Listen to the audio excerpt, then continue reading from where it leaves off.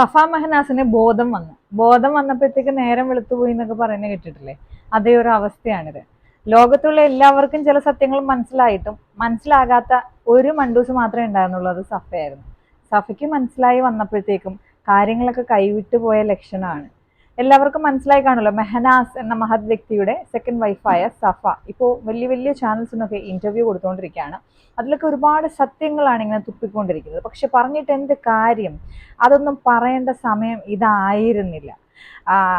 മരണപ്പെട്ടതോ മരിച്ചതോ ആയ ഒരു പെൺകുട്ടിയെക്കുറിച്ച് വളരെ മോശമായിട്ട് അധിക്ഷേപിച്ച് സംസാരിച്ച് സോഷ്യൽ മീഡിയയിലൊക്കെ ഇട്ടതിന് ശേഷം അവളുടെ സ്ഥാനത്ത് കയറിയിരിക്കുക, അവൾക്ക് അങ്ങനെ ഒരു അവസ്ഥ ഉണ്ടാക്കാൻ കാരണക്കാരനായ ഒരു വ്യക്തിയെ ഇങ്ങനെ വെള്ള പൂശി അങ്ങോട്ട് വെളുപ്പിക്കുക, ഞാൻ അങ്ങോട്ട് ജീവിച്ച് കാണിക്കും, അപ്പോൾ മനസ്സിലാവും ആ മരിച്ച പെണ്ണാണ് തെറ്റ്, അതിന് കാരണക്കാരനായ മനുഷ്യൻ വളരെ വിശുദ്ധനാണെന്ന് കാണിച്ചു തരും എന്ന് വെല്ലുവിളിച്ചുകൊണ്ടാണ് സഫ എന്ന് പറയുന്ന ഝാൻസി റാണി വലിയ അഡ്വഞ്ചറസ് ആയിട്ടുള്ള കാര്യങ്ങളൊക്കെ 2 വർഷങ്ങൾക്ക് മുന്നേ ചെയ്തത്.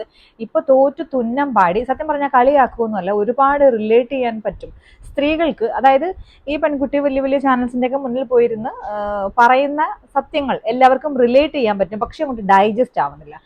മനസ്സിലാകാത്തതൊന്നുമല്ല, വല്ല കാര്യം ഉണ്ടായിരുന്നു. കാരണം കൊച്ചു കുട്ടികൾക്കൊക്കെ വരെ അറിയായിരുന്നു കാര്യത്തിന്റെ സത്യാവസ്ഥ എന്താണ്.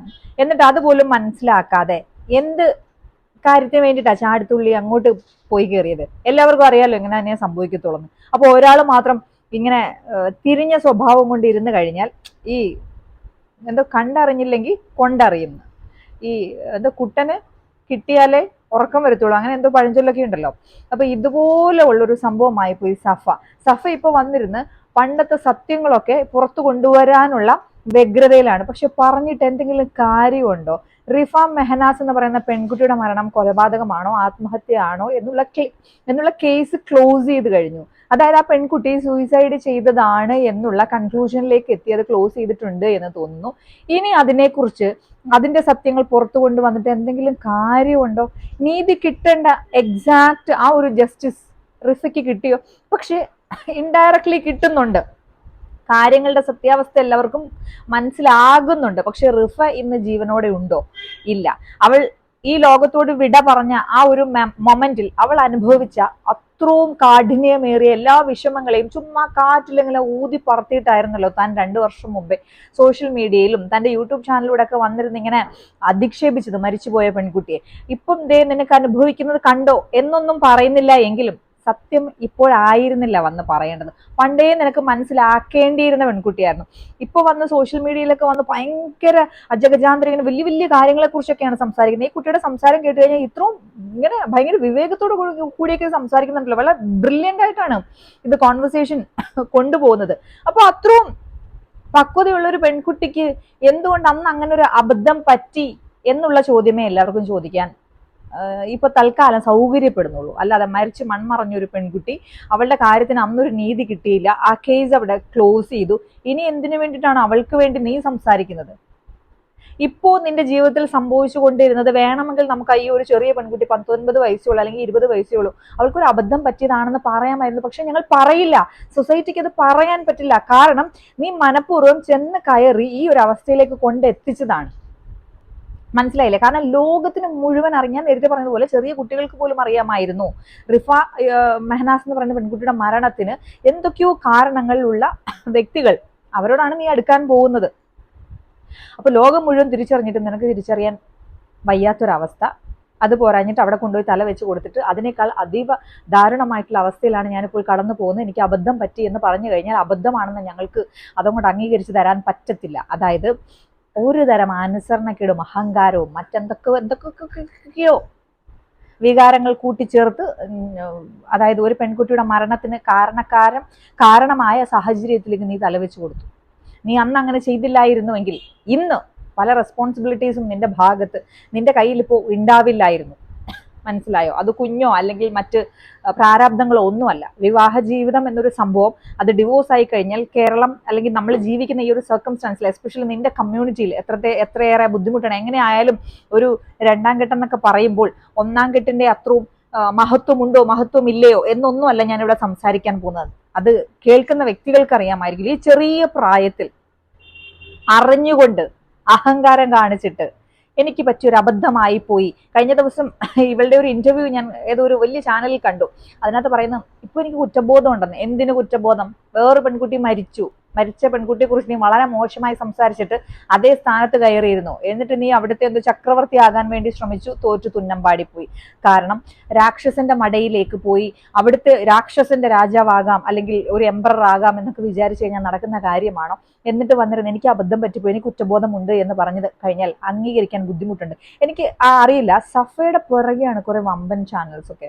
എന്തിനാണെന്ന് നമ്മൾ ചിന്തിച്ച ഈ ഖാദർ കരിപ്പടി പോലെയുള്ള ആളുകളൊക്കെ സഫയെ അങ്ങോട്ട് ഈ വൈറ്റ് വാഷ് ചെയ്യുകയാണ്. എന്തിനാന്ന് വെച്ചാൽ ഈ മെഹനാസിന്റെ യഥാർത്ഥ സ്വഭാവം പുറത്തു കൊണ്ടുവന്നിട്ട് എന്ത് പ്രയോജനം? റിഫയ്ക്ക് നീതി കിട്ടുമോ? നിയമപരമായി റിഫയ്ക്ക് നീതി കിട്ടാൻ ചാൻസ് ഉണ്ടോ? ഇല്ല. കേസ് ക്ലോസ് ചെയ്തു. അവൾ സൂയിസൈഡ് ചെയ്തതാണെന്ന് അങ്ങനെയാണ് ആ കേസ് ക്ലോസ് ചെയ്തെന്ന് തോന്നുന്നു. ഇനി മെഹനാസ് ഇങ്ങനെയാണ് അല്ലെങ്കിൽ ഞാൻ ഇത്ര അനുഭവിച്ചു എന്ന് പറഞ്ഞാൽ സഫ എന്ന് പറയുന്ന സ്ത്രീയോട് ആർക്കും ഒരു അനുഭവം തോന്നില്ല. അനുഭവമുണ്ട്, ആ കുഞ്ഞിനോടുണ്ട്.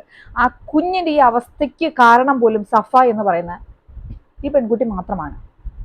നേരത്തെ പറഞ്ഞ ലോകം മുഴുവനുള്ള ആളുകൾക്ക് മനസ്സിലായി, സഫയ്ക്ക് മാത്രം മനസ്സിലായില്ലായിരുന്നു. സഫ എന്തോ അങ്ങോട്ട് ചരിത്രം തിരുത്തി കുറിക്കാൻ വേണ്ടി ചെന്നതാണ്. ചില ആളുകളുടെ മുന്നിൽ തിരുത്തി കുറിക്കലൊന്നും നടക്കത്തില്ല. അവർ നമ്മളെ തിരുത്തി കുറിച്ച് നമ്മുടെ ജാതകം പോലും മാറ്റി എഴുതിക്കും. മനസ്സിലായില്ല? അന്ന് നീ ആ ഒരു കടുങ്കൈ ചെയ്തില്ലായിരുന്നെങ്കിൽ ഇന്ന് 19 അല്ലെങ്കിൽ 20 വയസ്സുള്ള ഒരു സാധാരണ പെൺകുട്ടിയെ പോലെ നിനക്ക് നല്ലൊരു ജീവിതം നോക്കാമായിരുന്നു, അല്ലെങ്കിൽ നേടാമായിരുന്നു, അല്ലേ?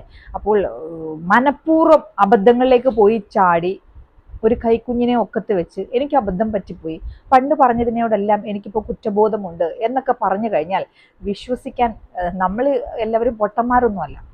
ഞാനൊക്കെ ആലോചിച്ചിട്ടുണ്ട്. മെഹനാസ് രണ്ടാമത് കല്യാണം കഴിച്ച പെണ്ണിനെ യൂട്യൂബ് ചാനലിലൂടെ ഇൻട്രൊഡ്യൂസ് ചെയ്യുന്ന കണ്ടു കഴിഞ്ഞപ്പോൾ ഞെട്ടിപ്പോയി. ഇത് ചെറിയൊരു വലിയൊരു സത്യം എന്താന്ന് വെച്ചാൽ അടുത്ത് ചാടാൻ പോകുന്നതും ഇതിലും വലിയ പടുകുഴിയിലേക്കാണ്. അതും അബദ്ധമാണെന്ന് നേരം വെളുത്ത് കഴിഞ്ഞ് ഇരുട്ടി വെളുത്ത് കഴിഞ്ഞ് മനസ്സിലായി കഴിഞ്ഞിട്ട് ഇതുപോലുള്ള വമ്പൻ ചാനൽസ് ഒക്കെ ഇവർക്ക് കൂടെ തന്നെ ഉണ്ടാവുമല്ലോ. ഇതുപോലുള്ള ചാനൽസിൽ വന്ന് വീണ്ടും വിളിച്ചു പറയും എനിക്ക് വീണ്ടും അബദ്ധം പറ്റിപ്പോയി, പണ്ട് പറഞ്ഞതിനൊക്കെ ഞാൻ ഇപ്പോൾ കുറ്റബോധമുണ്ട്, പണ്ട് ഞാൻ പറഞ്ഞ വ്യക്തി കുറച്ചെങ്കിലും പാവമായിരുന്നു, ഇതിപ്പോ അതിലും വലിയ സംഭവമാണ്, എന്ത് ചെയ്യാനാ, എനിക്ക് അബദ്ധം മാത്രമേ പറ്റാറുള്ളൂ എന്ന് പറഞ്ഞ് വീണ്ടും ഇതുപോലെ ഇന്റർവ്യൂസ് കൊടുക്കേണ്ട ഒരവസരം ഉണ്ടാകാതെ ഇരിക്കട്ടെ. കാരണം അബദ്ധമാണെന്ന് അഹങ്കാരത്തിൽ നിന്ന് മനസ്സിലായി. അതിനുശേഷം അടുത്തത് ചൂസ് ചെയ്തിരിക്കുന്നതും ഏറ്റവും വലിയ അപകടം.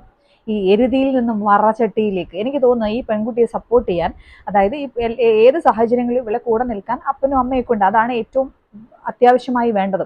പക്ഷേ ഈ പെൺകുട്ടി തിരഞ്ഞെടുക്കുന്ന ഓരോ വഴികളും തെറ്റാണെങ്കിൽ അറ്റ്ലീസ്റ്റ് അത് തിരുത്തി കൊടുക്കേണ്ട ഒരു ബോധമുള്ളവരായിരിക്കണം. അതിപ്പോൾ സഹോദരി ആണെങ്കിലും ഫ്രണ്ട്സ് ആണെങ്കിലും ഒക്കെ ഈ കുട്ടിയെ പറഞ്ഞ് മനസ്സിലാക്കുക. ഈ പെൺകുട്ടി ഇപ്പോൾ ആർക്കൊക്കെയോ വേണ്ടി ലല്ലുവിന് വേണ്ടി വാദിക്കുന്നുണ്ട്. അതായത് ലല്ലുവായിട്ട് റിലേഷൻ ഉണ്ട് എന്നൊന്നും ഈ പെൺകുട്ടി പറയുന്നില്ല. പക്ഷെ ലല്ലുവിന് ഒരു നല്ല ജീവിതം ഉള്ളതല്ലേ, ഫസ്മിന വെറുതെ വിടണം ലല്ലുവിനെ, അവന് ഇനിയും ഒരു ജീവിതം ഉള്ളതല്ലേ, 30 വയസ്സം കണ്ടായിട്ടല്ലേ ഉള്ളൂ, അവൻ ജീവിക്കട്ടെ എന്നൊക്കെ പറയുമ്പോൾ ലല്ലുവിന്റെ ജീവിതത്തിന് ഇത്രയും ഇമ്പോർട്ടൻസ് കൊടുക്കുന്ന ഒരു വ്യക്തിയാണ് എന്ന് നമുക്ക് മനസ്സിലായി. അപ്പോൾ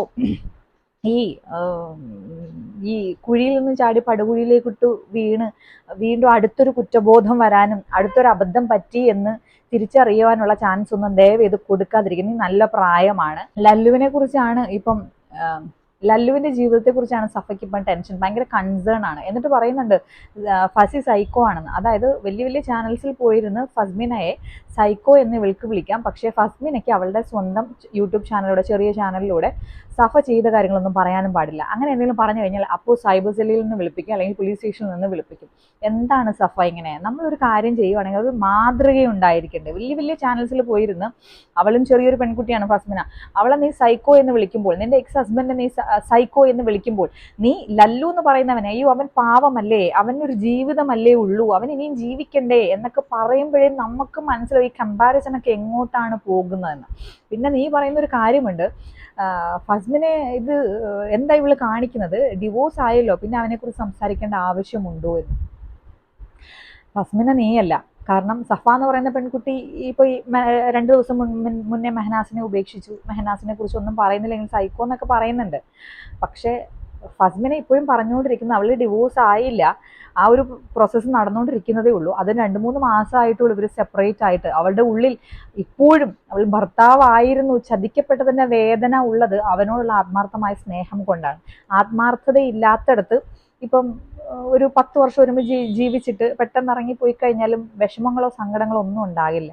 മനസ്സിലായില്ലേ? ഫസ്മിനെ ഇപ്പോഴും അതിനെക്കുറിച്ച് സംസാരിക്കുന്നതിൻ്റെ കാര്യം ആത്മാർത്ഥമായിട്ടുള്ള സ്നേഹം അവളിൽ ഉണ്ടായിരുന്നു. അവളുടെ ആ ഒരു വേദന ഇപ്പം സഫയാണെങ്കിലും ലല്ലു ആണെങ്കിലും ഇപ്പോൾ പ്ലാറ്റ്ഫോമുകളിലൂടെ മെയിൻ സ്ട്രീം ചാനൽസിലൂടെ വിളിച്ച് പറയുന്ന ഓരോ കാര്യങ്ങൾ, അല്ലെങ്കിൽ നിങ്ങൾ തമ്മിലുള്ള ഫ്രണ്ട്ഷിപ്പ്, നിങ്ങളിപ്പോൾ ഫ്രണ്ട്ഷിപ്പിലൊക്കെ ആണല്ലോ, അപ്പോൾ അത് അവളൊരു ഭാര്യയായിരുന്നു. 2 മാസം മുന്നേ വരെ അവളുടെ ഭർത്താവായിരുന്ന ലല്ലു. അവൾക്ക് ആ ഒരു സ്നേഹമുള്ളത് കൊണ്ടാണ് അവൾ പറഞ്ഞുകൊണ്ടിരിക്കുന്നത്. അപ്പോൾ സഫയ്ക്ക് എന്തുമാകാം, ഫസ്മിനയ്ക്ക് ഒന്നും ആയിക്കൂടാ.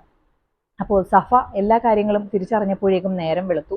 ഇനി അടുത്ത ഒരു കുറ്റബോധം 2 വർഷം കഴിയുമ്പോൾ കിട്ടാനുള്ള സാഹചര്യങ്ങളൊന്നും ഉണ്ടാകാതിരിക്കട്ടെ.